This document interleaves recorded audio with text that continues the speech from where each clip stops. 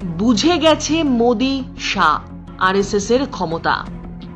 লোকসভা নির্বাচন 2024 প্রচার পর্ব। বিজেপি নেতাদের মন্তব্য আরএসএস কে ভয়ঙ্কর চিন্তায় ফেলে দিয়েছিল। রাজনীতির অন্দরে কান পাতলেই শোনা যাচ্ছিল আরএসএস কর্মীদের গুরুত্ব দিচ্ছেন না বিজেপি কর্মীরা। স্বয়ংসেবক নেতৃত্বকে বাদ দিয়ে নিজেদের খেয়াল খুশি মতো কাজ করছিল বিজেপির নেতৃত্বরা।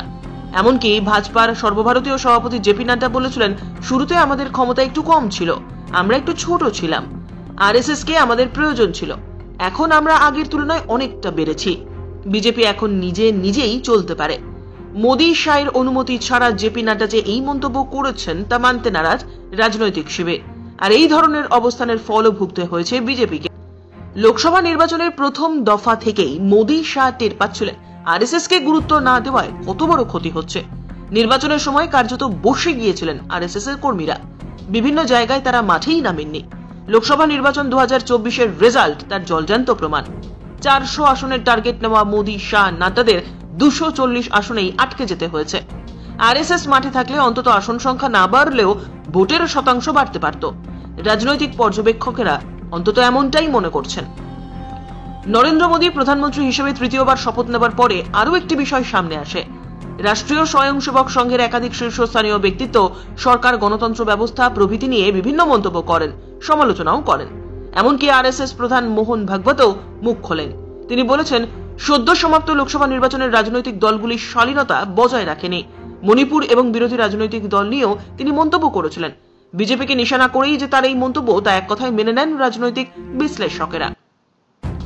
এরপরেই সেই কাজটি করতে হলো নরেন্দ্র মোদীকে, যা অটল বিহারী বাজপেয়ীকে করতে হয়নি। প্রথম 10 বছরের শাসনকালে নরেন্দ্র মোদীকেও করতে হয়নি। আরএসএস কে সন্তুষ্ট করতে বড় পদক্ষেপ করতে হয়েছে মোদি শাহ নাড্ডাদের। স্বয়ংসেবকের 100 বছর পূরণ হওয়ার আগের মুহূর্তে তাদেরকে বড় একটি উপহার দিতে হয়েছে।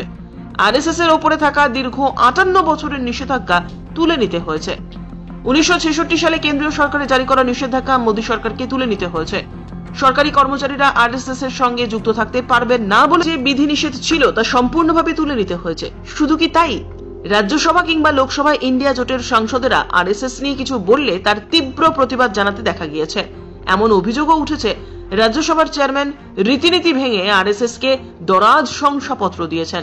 এত কিছু পাওয়ার পরে অবশ্য স্বয়ংসেবকদের তেমন উচ্চবাক্য করতে দেখা যায়নি। রাজনৈতিক বিশ্লেষকদের একাংশ এমন ধারণা ব্যক্ত করার পাশাপাশি আরও জানান, নরেন্দ্র মোদী, অমিত শাহরা আরএসএস এর ক্ষমতা সম্পর্কে পুনরায় অবগত হয়েছেন।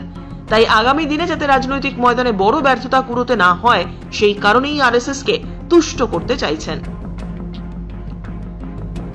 আরএসএস এবং বিজেপির সম্পর্ক এতটাই গোপন যা যেকোনো প্রকাশ্য বিষয়ের থেকেও বেশি প্রচারিত। বিজেপির একের পর এক রাজ্য জয়ের পিছনেও যে আরএসএস এর হাত রয়েছে তা দৃঢ়ভাবে মানেন রাজনৈতিক পর্যবেক্ষকেরা। কেরল বা বাংলায় বিজেপি যতটুকু দাঁত ফোটাতে পেরেছে তার পিছনে আরএসএস এর ব্যাপক ভূমিকা রয়েছে।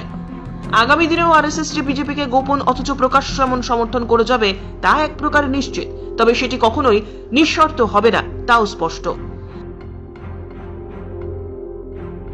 Bureau report, instant nation news.